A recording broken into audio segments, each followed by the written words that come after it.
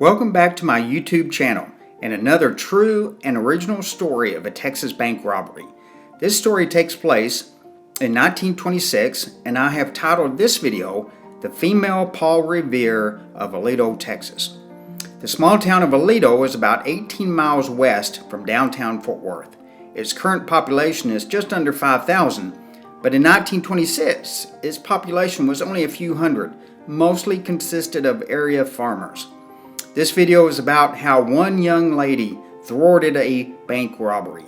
Also in this video, I will show you exactly where the bank robbery happened and how the area looks today. If one was to pass Gertrude Medford on the street in 1926, you would think the young lady was a school teacher, Sunday school teacher, or simply a housewife out shopping for groceries. However, one would not believe that this 31-year-old woman saved a town from 3 notorious bank robbers. Not to mention, she saved the lives of several lawmen. However, Gertrude Medford and her heroic deed has been forgotten by time until now. Gertrude was born on June 30th, 1895 in Aledo, Texas. She was the oldest of 4 children born to DUANE, Duke, and Jane, Gussie, Medford. Gertrude's parents were among the first pioneers in the area. When Gertrude's father was a young boy, he, along with his parents and siblings, rode into Fort Worth on a Texas and Pacific train. The Medford family arrived on January 15, 1877, just a few months after the first train arrived in Fort Worth.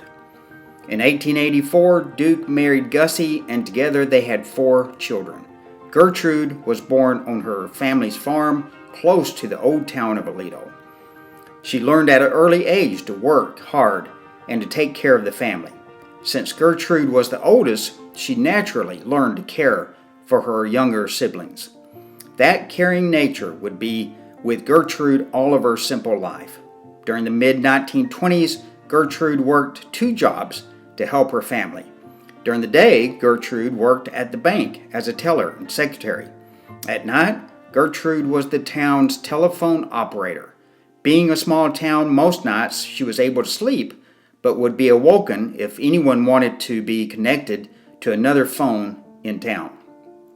In those days, all telephone calls went through a switchboard operator. The town's switchboard was located inside of the Medford's home. All of the surrounding phones were connected to the Medford house. Just outside of their house was a tall telephone utility pole where all the lines connected. At night, Gertrude was the switchboard operator, and during the day, when Gertrude was working at the bank, her mother, Gussie, was the switchboard operator. By the time Gertrude was born, the Aledo area had only been settled for about 40 years. Their Butterfield stage line ran close to Aledo. After the arrival of the Texas and Pacific Railroad, the town began to grow. As the town was growing, it had a general store, a railroad depot, a 2-story rooming house, 3 doctors, and 1 bank. The Citizens Bank of Aledo was built by J. Sears sometime prior to 1900. Although it was a small bank, it still attracted the attention of 3 bank robbers in 1926. Just outside of the town of Aledo, a few minutes after midnight on February 26, 1926, 3 men hid their Model T Ford in a small ravine just about a half a mile southeast of the bank. The men made their way to the blacksmith shop of M.C. Griffin, which was just east of the bank. There, the men took some tools to break into the bank. At about 1 a.m., Town Constable Tom Gray was making his nightly check of the businesses when he heard voices at the bank. He observed 3 men at the front of the bank trying to pry open the doors. Constable Gray was able to make his way to the railroad depot and used the phone to call Gertrude, the telephone operator. Gertrude immediately called the Justice of the Peace and other citizens that she knew that would be able to help the constable. She knew the constable would be outmanned and outgunned. She knew it was up to her to get help to the constable. She continued to call citizens, telling them to grab their guns and get to the depot. Gertrude called other citizens, mostly elderly, telling them to remain in their houses in fear of being hurt by any flying bullets. The robbers were unsuccessful in opening the bank's vault, and once they appeared at the front door, the constable and the town's vigilantes exchanged gunfire with them. Thanks to the quick action of Gertrude, Constable Gray had several men with him when the robbers fired on the lawman, including H.E. Law, a local real estate man. Upon receiving the phone call, Fort Worth police sent several cars loaded with armed officers to Aledo. They made it there in an unbelievable 18 minutes, quite a feat in 1920s era automobiles. One of the bank robbers was shot several times and was captured at the corner of East Oak and Pecan Streets in front of the Methodist Church. He was identified as Stanley Wheeler, but his true name was in question. He told the lawman where the getaway car was hidden. However, when the lawman went to the ravine, the car was gone, along with the other two robbers. Police determined that Wheeler and his two accomplices parked their Model T Ford in the ravine, out of sight, then walked to the blacksmith shop that was located across the street from the bank. There they took some tools needed to pry open the bank door and to open the bank's vault. The bandits never gained access to the vault, which contained over $3,000.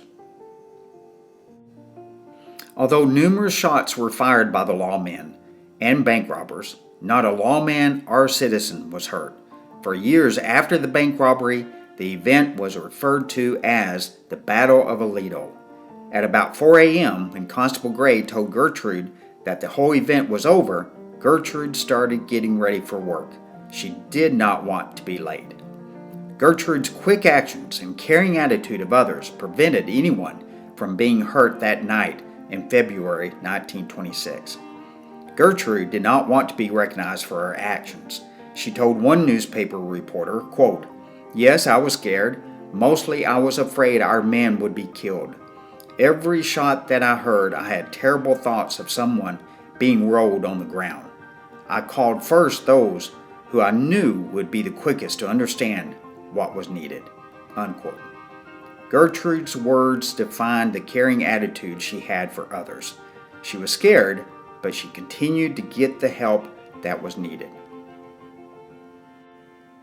Now let's take a view of some then and now photographs and videos of the Battle of Aledo. First, this is the photograph of the bank as it appeared on February 26, 1926, the day of the bank robbery. And now, this is a photograph of how the bank appears today, which is in December 2021. Here's an old photograph taken just around the corner from the bank and how it appears today. In this area is where the railroad depot was and the location where Constable Gray went to call Gertrude for help. And there he remained at the depot looking at the front doors of the bank until help arrived. And this is a view of the front doors of the bank that he would have been watching. The three bank robbers hid their Model T Ford at a ravine just southeast of the bank. This ravine and the old road is now on private property. This photograph is looking east, and you can see in the distance where the group of trees are. That's where the ravine is. And again, it's on private property, and the old road is on private property too. Now, turning the camera back around to the northwest toward the bank, we will take the exact route that the bank robbers did just a few minutes after midnight on February 26, 1926. This road is the exact old road that led into downtown Aledo at the time.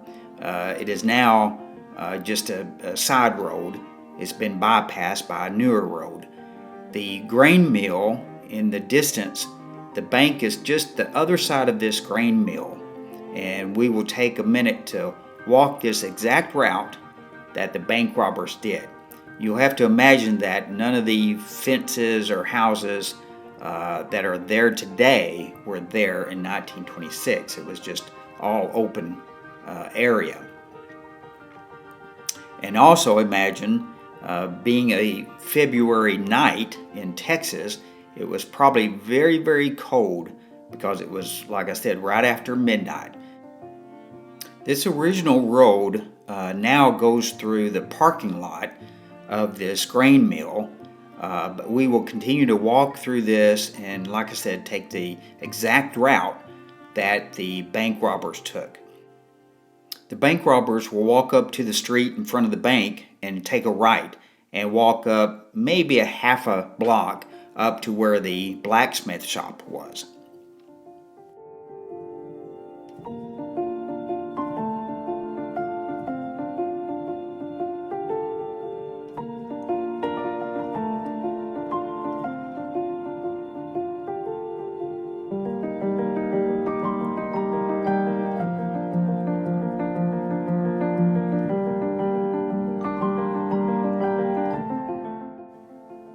Remember, this is a cold February night and probably very dark.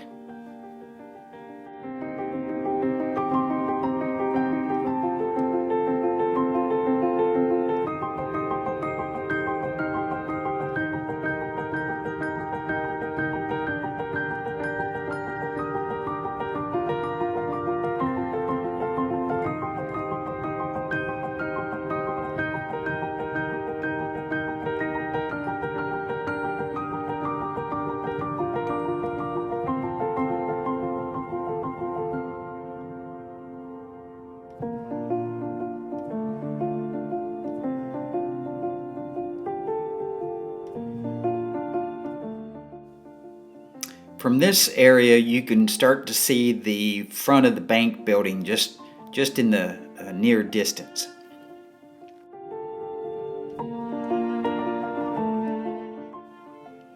The rail cars on the left is about where the railroad depot was. So you can see Constable Gray's vantage point when he was at the depot watching the front doors of the bank.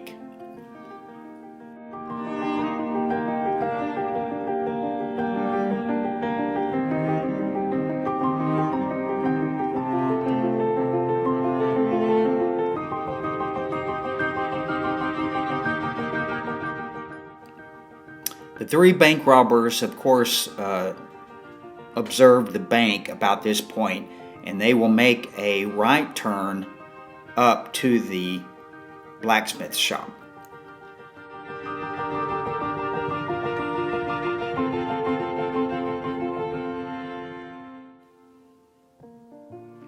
This photograph is where the blacksmith shop was, and I'll show you in a moment in a video the relationship to where the bank was located.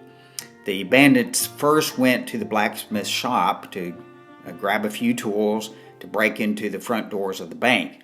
While they were doing that, breaking into the bank at the front doors, that's when Constable Gray observed them. He went to the railroad depot, which was approximately across the street from the bank, and called for help.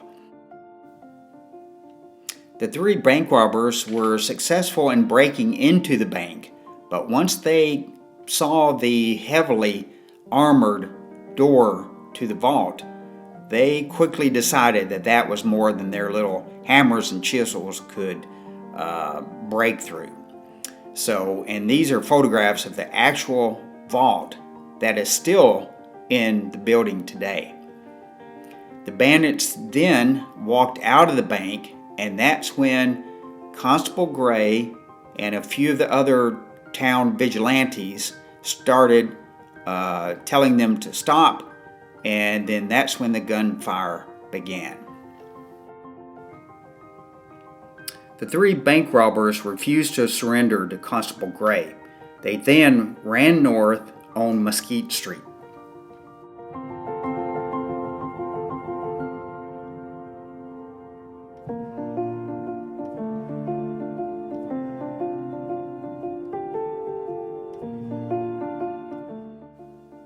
Under heavy gunfire, Constable Gray and the other men started pursuing the bank robbers.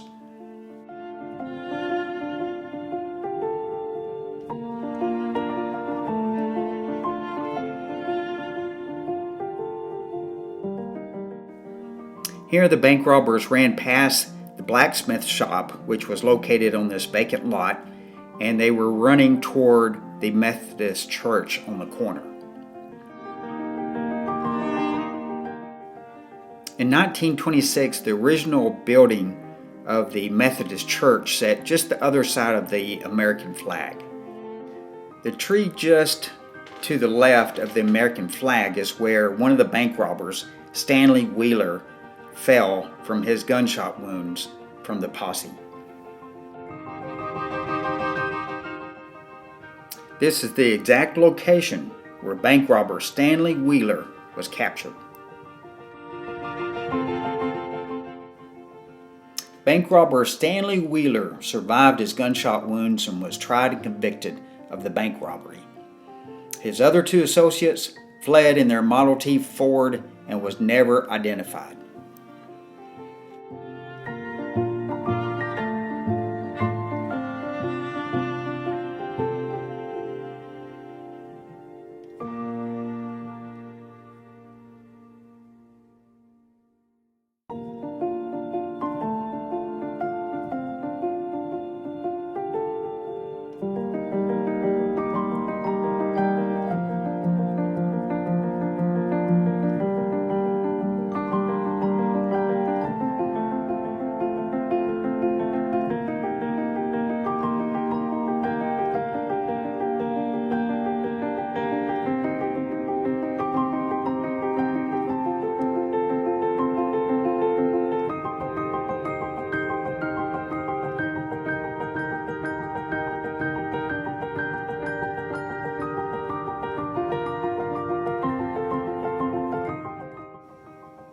Gertrude passed away on July 17, 1981 at the age of 86.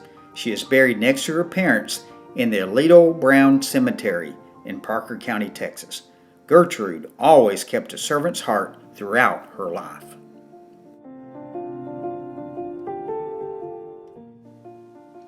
As if this story wasn't interesting enough, there's a fascinating note that occurred on December 16, 1936. On that date, Gertrude's mother, Gussie, was on the switchboard. Gussie received a mysterious phone call stating that a locally known ex-con, Louis R. Higgins, was en route to Aledo. Higgins was wanted for numerous felonies. Gussie, as her daughter did previously, telephoned the constable, sheriff, and other local police. She knew that Higgins was dangerous and armed, so she wanted the town constable to have plenty of help in arresting Higgins.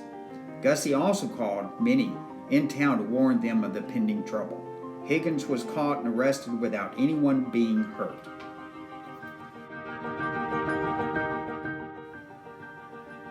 Gertrude and her mother Gussie were each given the Theodore N. Vail Medal for noteworthy public service and going beyond their duties for the safety of others. This medal was given to them by the Southwestern Bell Telephone Company. I hope that Gertrude, her bravery, and her kind heart will never be forgotten. Thank you so much for watching. I hope that you enjoyed this video. Please like, subscribe, and comment. Also, please check out my Facebook page for more interesting stories. As always, thank you for your support of my YouTube channel and the purchase of my books on Amazon.